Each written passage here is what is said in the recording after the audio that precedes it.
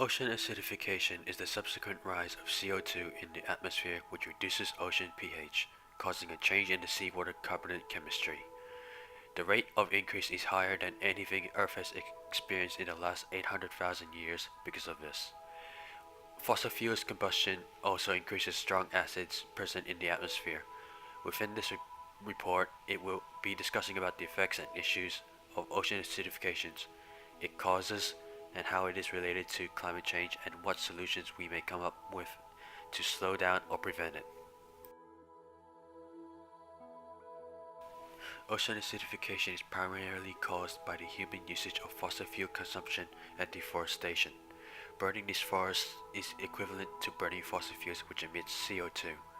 Terrestrial and underwater volcanic and vent activities are also examples of the cause and increase in ocean acidification and decrease in pH levels because of the chemicals released from them, such as hydrogen sulfide and other toxic sulfur compounds.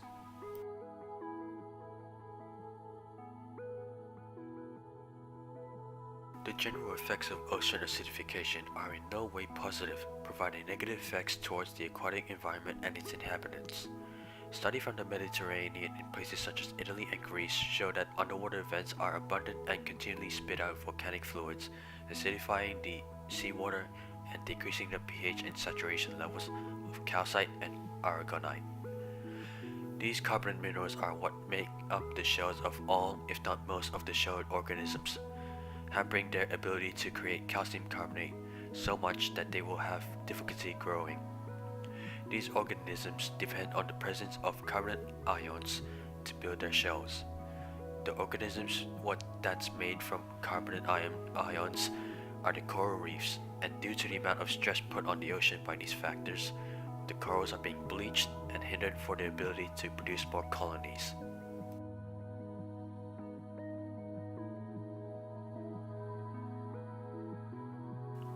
Corals are also home to many species of marine life, and when they start to erode and disintegrate, many will lose their homes and become easy prey.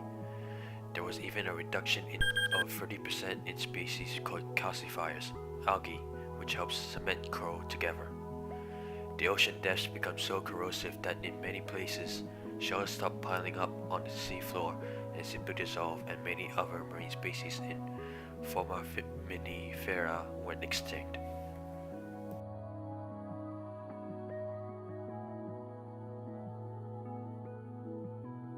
Thanks to the introduction of the Industrial Revolution, a century later, CO2 is about 30% more abundant in the atmosphere, and at least 40% of it is derived from the consumption of fossil fuels. The more the ocean absorbs CO2 from the atmosphere, the neutral pH of the ocean is becoming less and less alkaline, and is predicted by Ken Caldeira, an oceanographer from the Carnegie Institute in Washington, that several centuries later, the pH levels will be lower than it has ever been in the past 300 million years. This is the saturation horizon, where the levels are so low that they'll dissolve almost anything.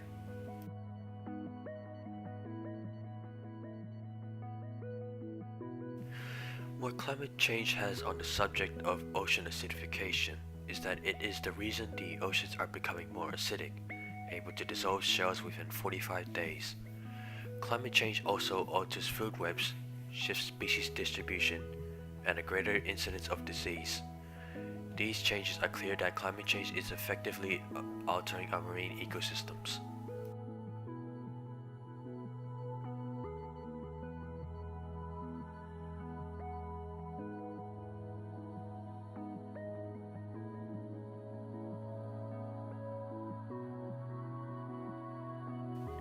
While there aren't many solutions to this problem, scientists have been doing small experiments and field studies to study the acute effects of atmospheric CO2 in the ocean to find several strategies to keep it out of the air, although it won't be easy.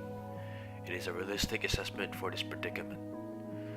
Experiments on the manipulation of carbon dioxide are also being carried out on land, and scientists are finding ways to implement this method to the ocean. Another strategy is to examine the geologic records of times when carbon dioxide concentrations reach higher levels and pH levels are much lower than today. Using the results to prevent the increase in acidifying the ocean, many scientists today agree that the acidification is rapidly increasing than anything in the past, giving no marine organisms enough time to adapt. It is clear that the alterations to the marine environment appear to be inevitable.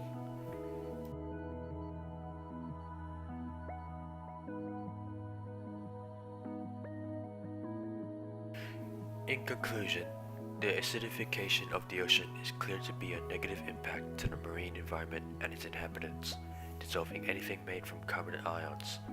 It is also clear that the consumption of fossil fuels and the spread of lots of carbon dioxide is contributing to this.